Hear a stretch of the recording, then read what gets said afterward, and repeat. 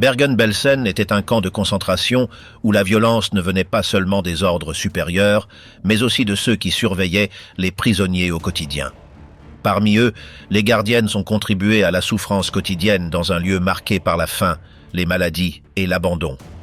Après la libération, les horreurs qui ont été exposées ont montré l'urgence de rendre justice. À travers des procès militaires, les abus, les punitions et la cruauté systématique envers les prisonniers ont été révélés. Toutes les gardiennes n'ont pas réussi à échapper aux conséquences. Plusieurs ont été arrêtés, jugés et condamnés lors de procès visant à mettre fin à l'impunité. La gravité de ce qui avait été vécu dans le camp a laissé une cicatrice difficile à refermer.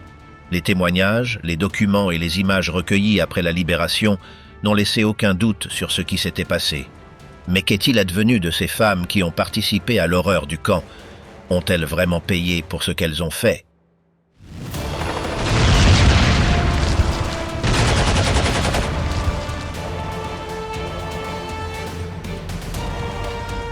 La libération, découverte de l'horreur. En avril 1945, les forces britanniques et canadiennes sont arrivées au camp de concentration de Bergen-Belsen, en Basse-Saxe, en Allemagne. Bien que les rapports disaient qu'il n'y avait que des prisonniers de guerre, ce qu'ils ont trouvé était bien pire. Des dizaines de milliers de cadavres non enterrés et environ 60 000 personnes vivantes, mais gravement malades.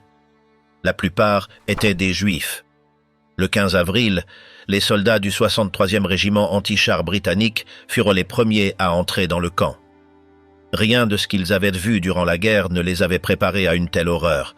Des corps entassés, des survivants à peine conscients et des maladies incontrôlables. Depuis ce jour, environ 500 personnes mouraient chaque jour à cause de l'épidémie de typhus et de la malnutrition. Bien que Bergen-Belsen n'ait pas été créé pour l'extermination, les conditions extrêmes en ont fait l'un des camps les plus meurtriers.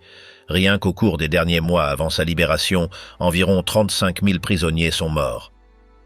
Le premier contact a eu lieu lorsqu'un émissaire allemand portant un drapeau blanc demanda une trêve, avertissant les Britanniques de la propagation du typhus. Au début, les officiers doutèrent, mais décidèrent de se rendre sur place. En arrivant, ils virent immédiatement que la situation était bien pire que prévu.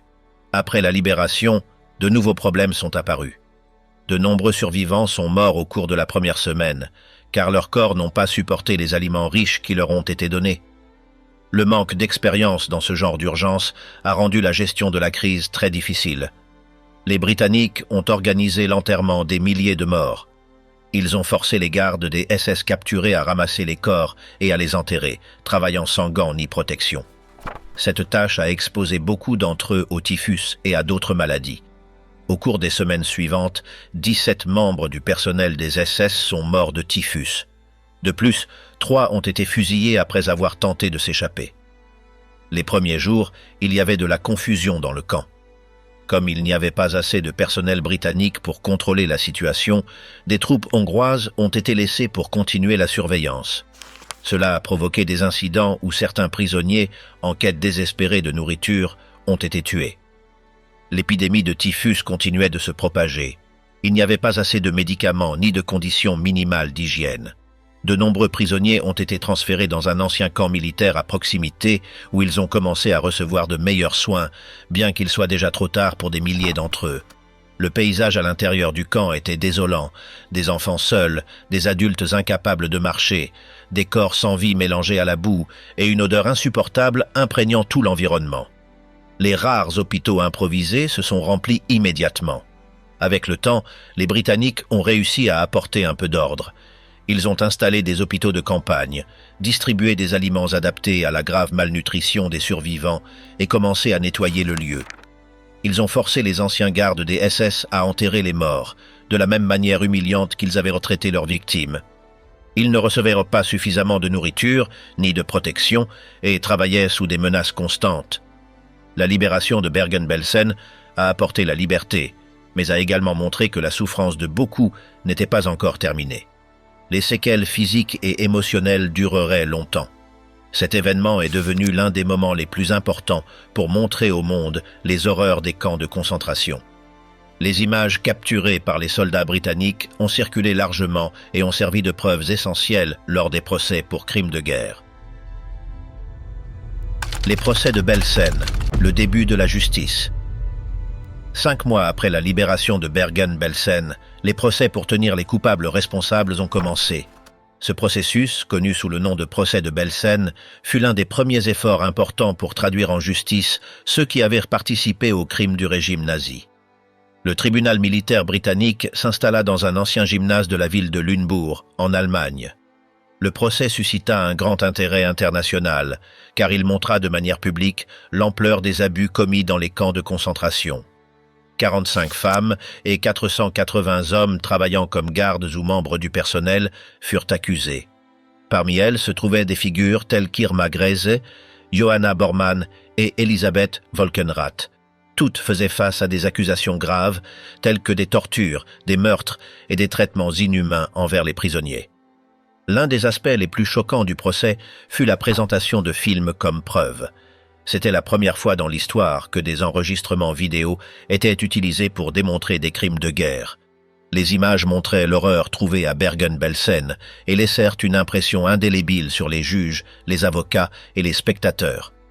Le processus judiciaire révéla de nombreux détails sur la vie quotidienne dans le camp, les châtiments brutaux, les marches forcées, l'utilisation de chiens pour attaquer les prisonniers et les conditions de faim extrêmes. Il fut également question des témoignages de survivants qui, malgré leur faiblesse, témoignèrent courageusement contre leurs anciens bourreaux. Le procès dura 2 mois. À la fin, 677 personnes furent condamnées lors de divers procès organisés dans la zone britannique d'Allemagne entre 1945 et 1949. Parmi elles, 230 reçurent la peine de mort.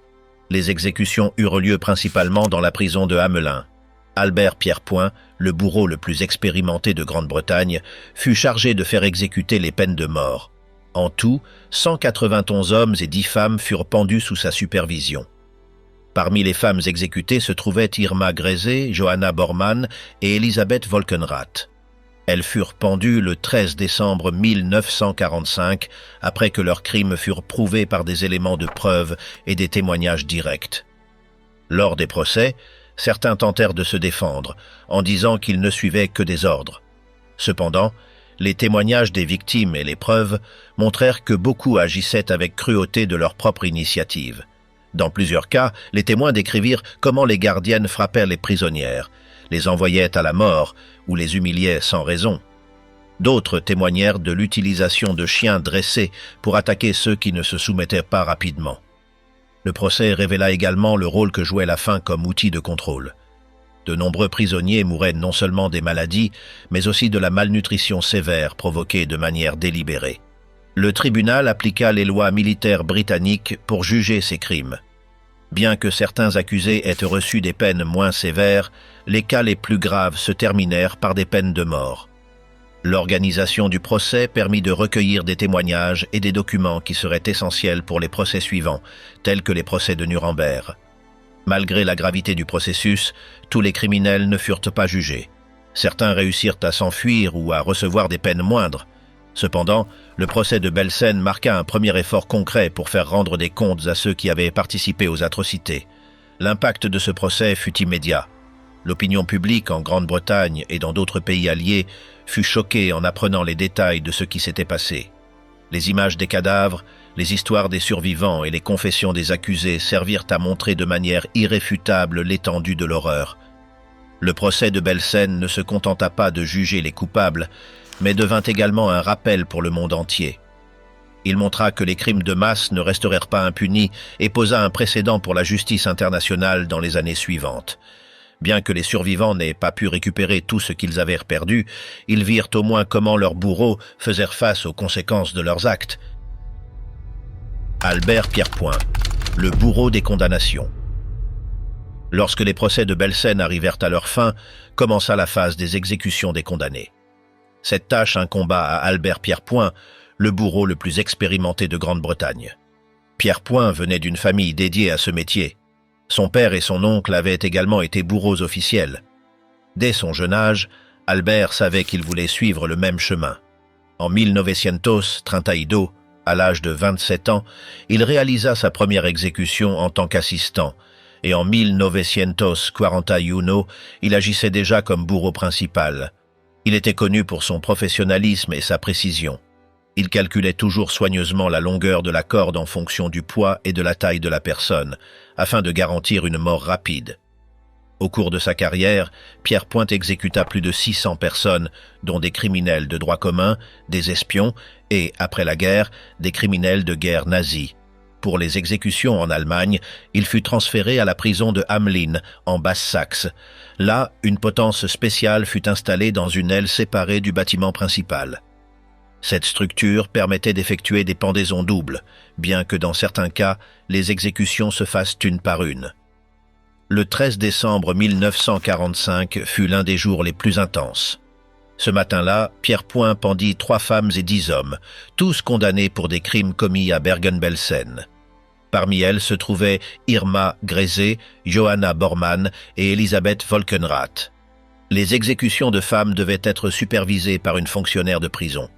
Cependant, Pierre Pointe insista pour diriger lui-même toutes les procédures. Selon les rapports, Irma Grese, à peine âgée de 22 ans, monta à la potence sans perdre son calme. Elle tenta de résister à la mise en place du capuchon, mais les gardes la maintinrent. Il est dit qu'elle cria « Vite !» en allemand, juste avant que Pierre Pointe actionne la manette. L'exécution de Grese ne fut pas aussi rapide que d'habitude. L'ajustement de la corde ne fut pas correct, et la jeune femme mourut par strangulation au lieu de subir une rupture immédiate du cou. Certains témoins interprétèrent ce fait comme une action délibérée de la part de Pierre Pointe, bien que les rapports officiels ne le confirment pas. Johanna Bormann fut la suivante. De petite taille et complètement brisée, elle ne résista pas. Sa mort fut rapide et sans complications. Elisabeth Volkenrath, qui faisait également face à de graves accusations, monta sur l'échafaud peu après. Elle avait été responsable de la supervision des prisonnières à Auschwitz et à Bergen-Belsen. Son exécution fut exécutée rapidement. Après les femmes, Pierre Pointe procéda à la pendaison des 10 hommes. À la potence double, ils tombèrent par 2, réduisant ainsi le temps nécessaire pour compléter les peines. Pierre Pointe travaillait avec une petite équipe, comprenant des assistants pour contrôler le processus et préparer les condamnés. Tous les mouvements étaient rapides et calculés. Pendant son séjour en Allemagne, Pierre Pointe exécuta 226 personnes entre 1945 et 1949. Certains jours, il effectua plus de 10 exécutions. Malgré son efficacité, Pierre Pointe considérait son travail comme un devoir et non comme une source de satisfaction personnelle. Il s'efforçait de rendre chaque exécution aussi rapide et humaine que possible, dans les limites de la procédure. En 1956, après un désaccord avec le gouvernement concernant le paiement, Pierre Pointe décida de prendre sa retraite. Il présenta immédiatement sa démission et ne reprit jamais son activité. Il passa ses dernières années à tenir un bar avec sa femme à Southport, près de Liverpool. Il mourut en 1992, à l'âge de 87 ans. Irma Grese, la bête d'Auschwitz et de Bergen-Belsen. Irma Grese est l'un des noms les plus mémorables parmi les gardes des camps de concentration nazis. Son histoire commence en 1923 à Wrechen, en Allemagne. Elle grandit dans une famille modeste et traverse une enfance marquée par des tragédies familiales, telles que le suicide de sa mère lorsqu'elle n'avait que 13 ans. Après avoir quitté l'école à 14 ans, elle travailla dans des fermes et des magasins locaux. En 1939, elle entra comme assistante dans un sanatorium dirigé par des médecins nazis. Là, elle fut exposée à des expériences médicales sur des prisonniers, une expérience qui influencerait son comportement futur. À 18 ans, Grese entra dans le camp de concentration de Ravensbrück pour se former comme garde. En 1943, elle fut affectée à Auschwitz, où elle gagna rapidement en notoriété pour sa cruauté. Elle supervisait plus de 18 000 prisonnières, dont beaucoup étaient des juives hongroises. Sa présence était remarquée par son uniforme impeccable, son fouet en cuir recouvert de cellophane et son pistolet. Elle était connue pour frapper brutalement les prisonnières, en particulier lors des contrôles, où la moindre erreur ou retard était punie par des coups de fouet ou des coups. Grese utilisait également 2 grands chiens comme partie de son autorité dans le camp. Souvent, elle les lâchait contre les prisonnières qui ne pouvaient pas suivre le rythme des marches forcées ou qui commettaient une infraction mineure. Parmi les pires accusations portées contre elle figure sa participation aux sélections pour les chambres à gaz. Aux côtés de figures comme Joseph Mengele, elle était responsable de décider qui vivait et qui mourait. De nombreux témoins ont affirmé qu'elle choisissait les prisonnières les plus jeunes et les plus belles pour les envoyer à la mort. À Auschwitz, Grese n'était pas seulement crainte pour sa brutalité physique, mais aussi pour son comportement personnel. On lui attribue des relations intimes aussi bien avec des officiers des SS qu'avec certaines prisonnières, qui étaient ensuite punies cruellement. Début 1945, face à l'avancée de l'armée soviétique, Grese fut transférée à Bergen-Belsen avec d'autres membres du personnel d'Auschwitz. Là, elle continua son comportement sadique malgré les conditions de plus en plus désespérées du camp. À Bergen-Belsen, les conditions sanitaires étaient désastreuses. La faim, le typhus et le manque d'eau causaient des centaines de morts quotidiennes. Pourtant, Grese continuait d'imposer des châtiments brutaux. Elle frappait les prisonnières affamées qui tentaient de chercher de la nourriture et les forçait à faire des exercices physiques jusqu'à l'épuisement. Le 15 avril 1945, lorsque les forces britanniques libérèrent le camp, Grese fut capturée avec d'autres gardes. Lors de son interrogatoire, elle admit certains abus, bien qu'elle tentât de minimiser sa responsabilité en affirmant qu'elle ne faisait que suivre des ordres. Lors du procès de Belsen, les témoins décrivirent en détail ces crimes. Plusieurs survivantes racontèrent comment Grese frappait, fouettait et envoyait à la mort des centaines de prisonniers. Les preuves à charge contre elle furent accablantes. Grese fut déclarée coupable et condamnée à mort. Elle n'avait que 22 ans au moment de son exécution, devenant ainsi la femme la plus jeune exécutée selon la loi britannique au XXe siècle. Le 13 décembre 1945, à la prison de Hamelin, Albert Pierrepoint procéda à son exécution. Il est dit qu'elle monta sur l'échafaud avec froideur, étant à même de résister à la mise en place du capuchon. L'histoire d'Irma Grese est l'un des exemples les plus clairs de la façon dont une jeune personne a pu devenir l'un des instruments les plus cruels d'un régime fondé sur la haine et la violence. Elisabeth Volkenrath, ascension et chute d'une surveillante. Elisabeth Volkenrath fut l'une des gardes féminines les plus redoutées des camps de concentration nazis.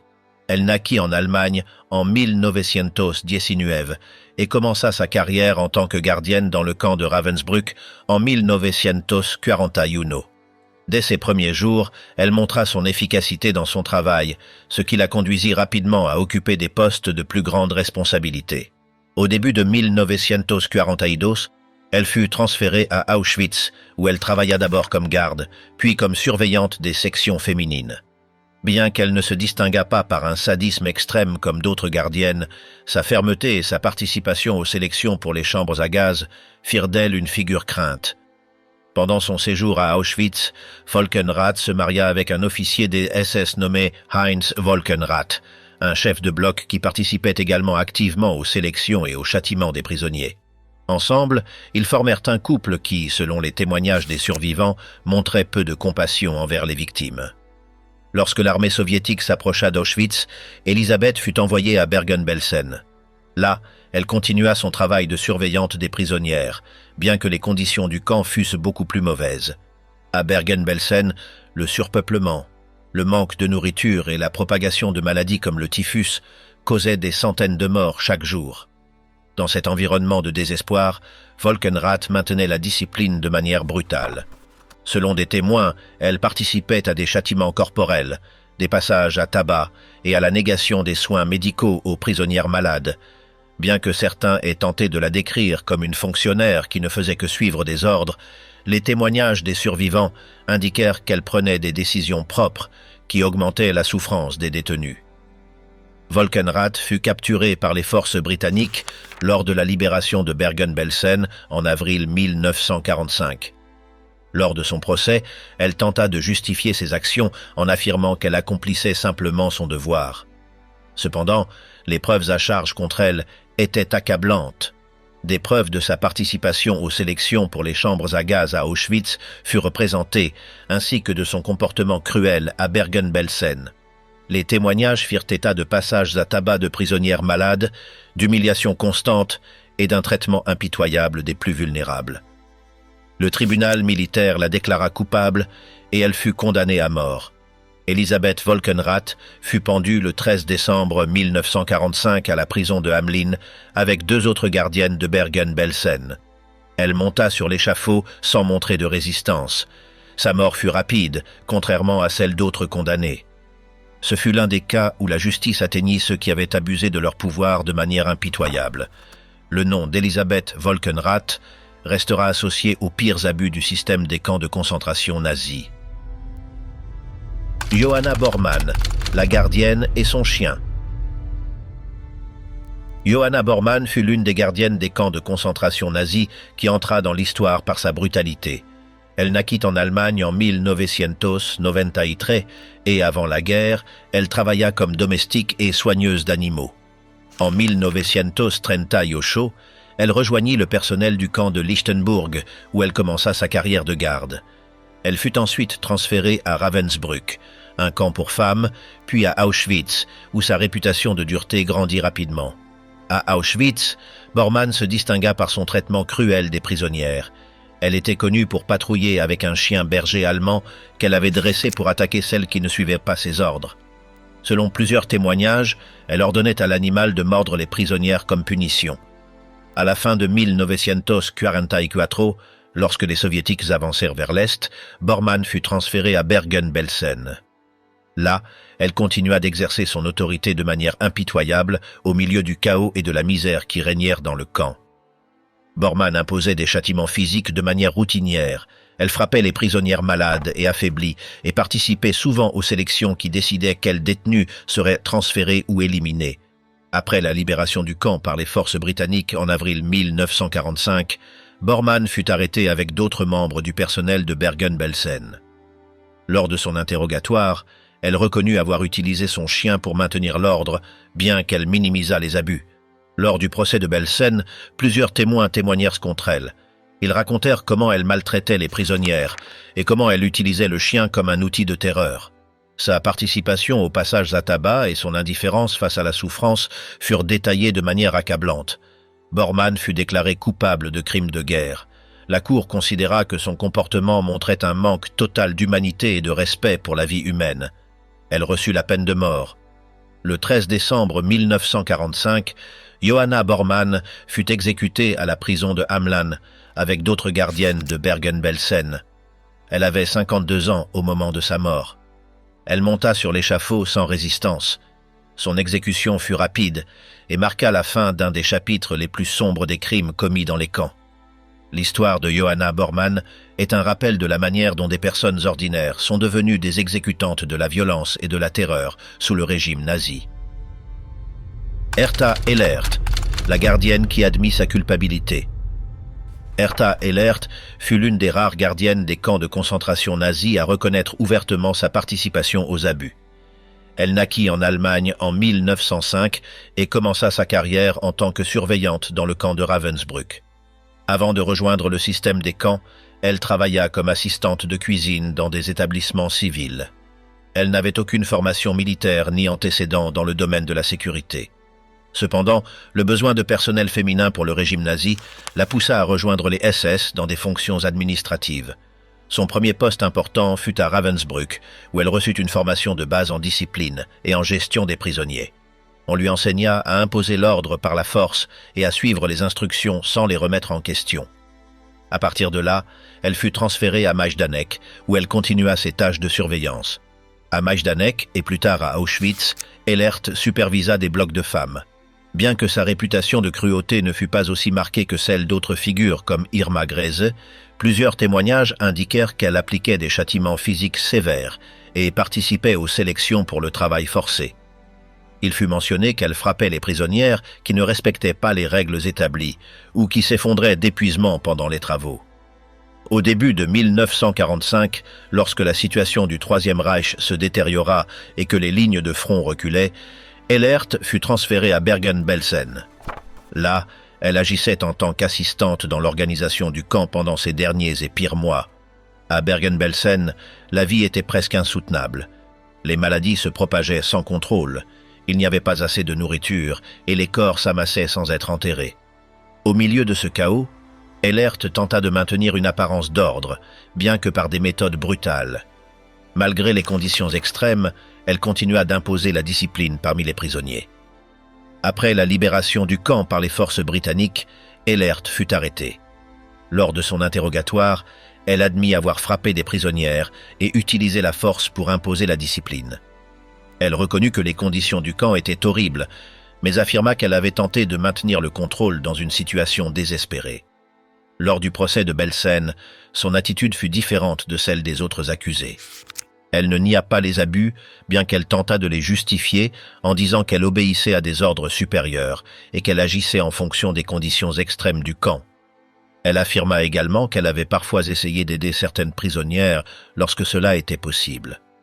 Sa déclaration attira l'attention en raison de la franchise avec laquelle elle décrivit le fonctionnement interne des camps et le rôle des gardiennes.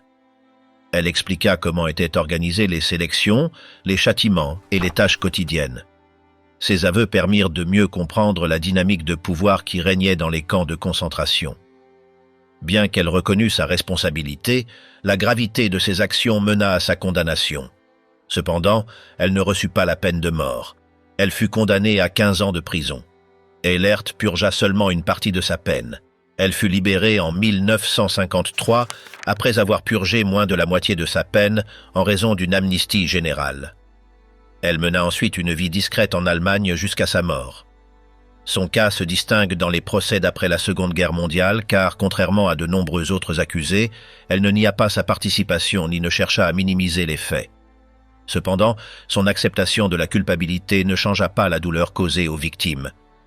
Herta Ehlert représente un visage moins visible du système des camps.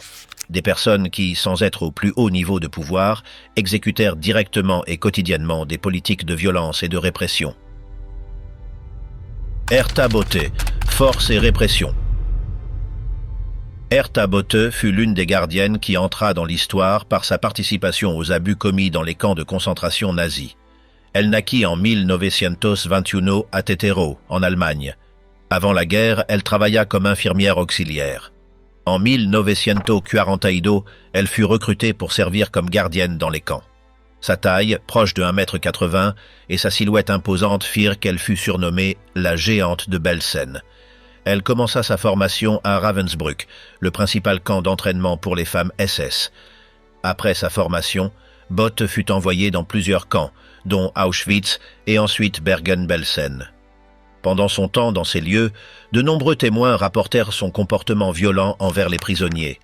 À Auschwitz, elle travailla en supervisant des groupes de prisonnières assignées à des travaux forcés. Elle était connue pour frapper brutalement les détenus avec un bâton de bois qu'elle portait toujours sur elle. La force de ces attaques laissait de nombreuses victimes gravement blessées. Lorsqu'elle fut transférée à Bergen-Belsen en mars 1945, le camp se trouvait déjà dans des conditions de précarité extrême. La faim, les maladies et la saleté dominaient les lieux. Malgré cela, Bothe conserva une attitude impitoyable. Plusieurs témoins affirmèrent avoir vu Bothe frapper des prisonnières sans raison apparente. En particulier, elle punissait violemment celles qui s'effondrèrent de faiblesse ou qui ne suivirent pas les ordres rapidement. Lors de la libération de Bergen-Belsen, Bothe fut capturée avec d'autres membres du personnel des SS. Lors du procès de Belsen, sa présence ne passa pas inaperçue en raison de sa taille et de sa carrure. Lors de sa défense, Herta Bothe admit avoir frappé des prisonnières, mais elle affirma qu'elle agissait pour maintenir l'ordre et éviter un chaos total. Cependant, les témoignages à charge montrèrent un schéma d'abus systématique. Au tribunal, plusieurs survivants l'identifièrent comme l'une des gardiennes les plus violentes. Ils racontèrent comment elle utilisait sa force pour punir sans pitié celles qui peinaient à tenir debout. Contrairement à d'autres gardiennes jugées, Bothe ne fut pas condamnée à mort. Elle reçut une peine de 10 ans de prison. Sa condamnation fit débat, car beaucoup estimaient que ses actions méritaient une punition plus sévère. Bothe fut libérée en 1951 après avoir purgé seulement une partie de sa peine. Après sa sortie de prison, elle mena une vie discrète en Allemagne. Elle s'éloigna de la sphère publique et vivait sous un autre nom pour éviter d'être reconnue. Elle travailla dans des emplois modestes et évitait de parler de son passé.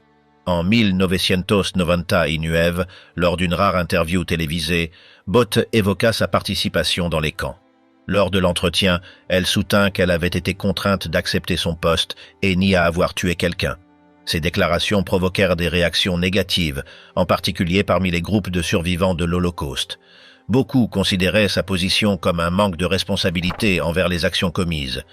L'émission dans laquelle elle apparut fut diffusée en Allemagne et provoqua des débats dans l'opinion publique sur le rôle des individus au sein du système nazi. Bien que Bothe affirma qu'elle ne faisait que son travail, pour beaucoup, cela représentait un exemple de la négation et de la minimisation des faits qui demeurèrent présentes même des décennies plus tard. Herta Bothe mourut en 1902. Sa figure resta à jamais associée à la brutalité subie par des milliers de prisonniers dans les camps de concentration. Irène Aske. Abus de pouvoir depuis la cuisine.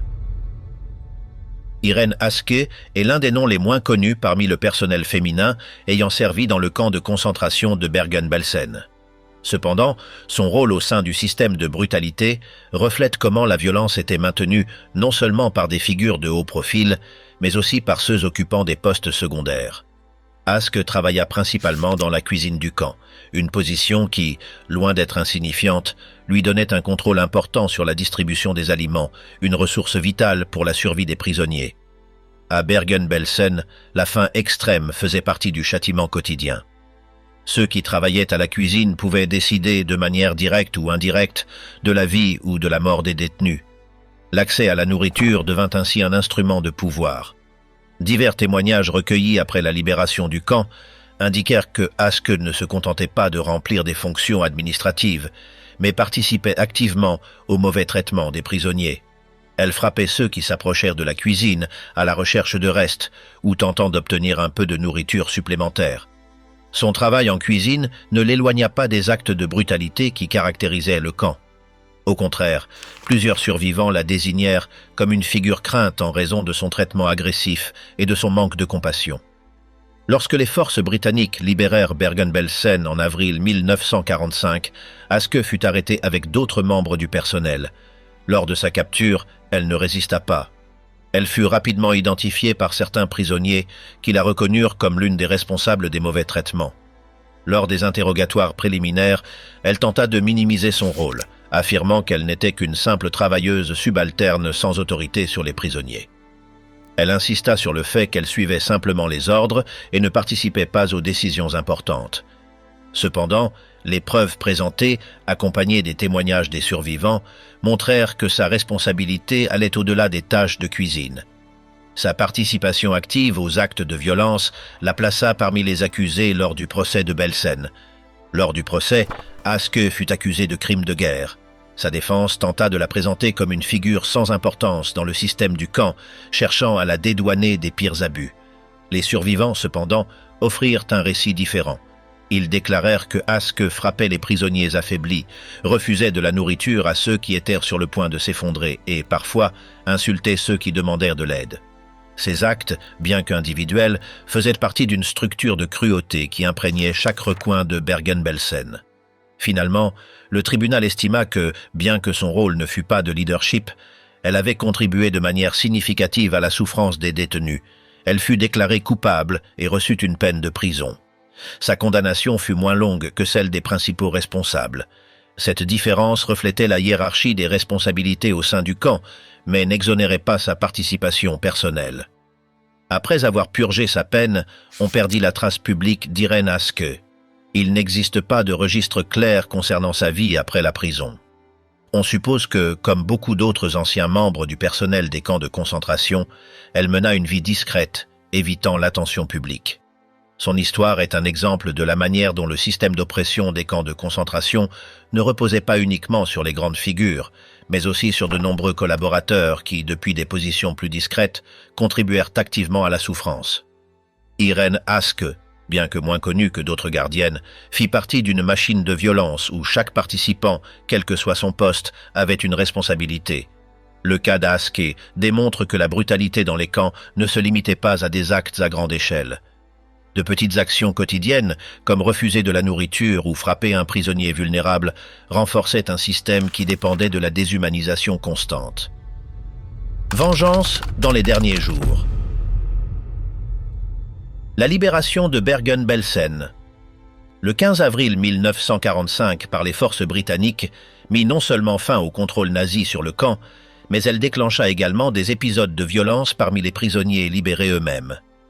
Après des années d'abus, de faim et de mort, la colère accumulée de nombreux détenus éclata contre les membres du personnel des SS et les soi-disant capos, des prisonniers privilégiés qui collaboraient avec les gardes en échange de meilleures conditions. Les capos étaient, pour la plupart, des prisonniers ayant assumé des fonctions de contrôle au sein du camp.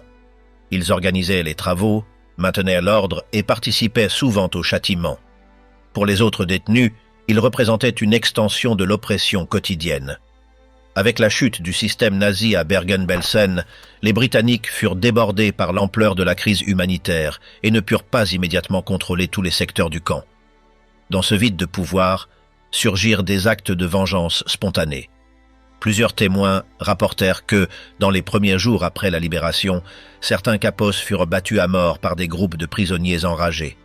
D'autres furent traînés hors des baraquements et exécutés sommairement. La violence se dirigea également contre des membres du personnel des SS capturés à l'intérieur du camp. Bien que les Britanniques tentent de protéger les prisonniers de représailles incontrôlées, dans plusieurs cas, ils ne purent éviter des lynchages. Les conditions chaotiques, la faim, la maladie et le manque de structure rendirent presque impossible le maintien de l'ordre durant les premiers jours. Les officiers britanniques concentrèrent leurs efforts pour sauver des vies, contrôler la propagation du typhus et enterrer les morts, reléguant d'autres affaires au second plan. Le ressentiment envers les capos ne se limitait pas à leur rôle de collaborateurs. Dans de nombreux cas, ils étaient accusés de s'être enrichis tandis que les autres souffraient. Certains avaient abusé de leur position, maltraitant d'autres prisonniers ou volant les maigres rations de nourriture. Le vide de justice immédiate poussa de nombreux survivants à prendre les choses en main. Pour eux, voir leurs anciens oppresseurs souffrir représentait une forme de justice directe après tant de douleurs accumulées. Il n'existe pas de chiffres exacts sur le nombre de capos et de gardes tués lors de ces épisodes de vengeance. Les rapports officiels britanniques mentionnent des incidents isolés, mais la priorité à l'époque était de documenter chaque fait de manière limitée en raison de l'urgence sanitaire à laquelle ils faisaient face. Au fur et à mesure que l'ordre fut rétabli dans le camp, les Britanniques prirent des mesures pour protéger tous les survivants, y compris les anciens capos et membres du personnel des SS capturés. Beaucoup furent ensuite transférés dans des prisons pour être jugés. Ces actes de vengeance, bien que compréhensibles d'un point de vue humain, montrèrent le niveau de désespoir et de traumatisme que les prisonniers avaient subi. La violence de ces jours-là fut une réponse directe au système de brutalité qui avait caractérisé la vie à Bergen-Belsen. Le massacre par vengeance n'était pas organisé ni dirigé de manière formelle. Il s'agissait d'une réaction spontanée dans un environnement où la loi et l'ordre s'étaient effondrés, et où la douleur et l'injustice accumulées pendant des années trouvèrent une issue immédiate. Erreur après la chute du camp. La libération de Bergen-Belsen par les forces britanniques. Le 15 avril 1945 fut un moment crucial, mais elle entraîna également une série d'erreurs qui coûtèrent de nombreuses vies qui auraient pu être sauvées. À leur arrivée, les Britanniques trouvèrent un tableau de dévastation totale, des milliers de corps non enterrés, des maladies incontrôlables et des dizaines de milliers de survivants dans un état critique. L'ampleur de la tragédie dépassa toute préparation préalable. L'une des principales erreurs fut de sous-estimer la gravité de la situation sanitaire. Bien que le typhus se fût déjà propagé massivement, les mesures de quarantaine mirent du temps à être appliquées de manière efficace. Dans les premiers jours, de nombreux prisonniers libérés errèrent librement dans le camp et ses environs. Ce manque de contrôle contribua à la propagation des maladies mortelles, tant parmi les survivants que parmi les soldats britanniques eux-mêmes. Un autre problème grave fut l'alimentation.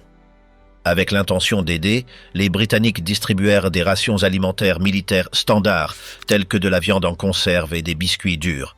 Pour des prisonniers ayant passé des mois ou des années dans un état de dénutrition extrême, ces aliments étaient impossibles à digérer. De nombreux survivants moururent à cause de complications gastro-intestinales causées par l'ingestion d'aliments trop lourds. Le manque de connaissances sur la manière de nourrir des personnes dans un état de famine sévère eut des conséquences fatales. De plus, il y eut un manque initial de personnel médical spécialisé. Bien que les Britanniques mobilisèrent des équipes d'assistance sanitaire, elles n'étaient pas suffisantes pour soigner des dizaines de milliers de personnes gravement malades. Les hôpitaux de campagne installés ne suffisèrent pas. De nombreux prisonniers moururent en attendant des soins médicaux ou sans recevoir d'aide efficace. Un autre échec fut de confier des tâches de surveillance à des troupes étrangères, comme les soldats hongrois présents dans le camp. Il y eut des rapports d'abus et de meurtres commis par ces gardes contre les prisonniers libérés dans les premiers jours. Il y eut également des problèmes avec l'administration de la justice immédiate. Certains membres du personnel des SS furent retenus dans le même camp que les prisonniers libérés, ce qui généra des tensions et des actes de violence. Avec le temps, les Britanniques commencèrent à corriger certaines de ces erreurs. Ils firent appel à des experts en nutrition pour développer des régimes spéciaux, installèrent de plus grands hôpitaux et séparèrent les prisonniers des anciens geôliers. Cependant, pour beaucoup, ces améliorations arrivèrent trop tard.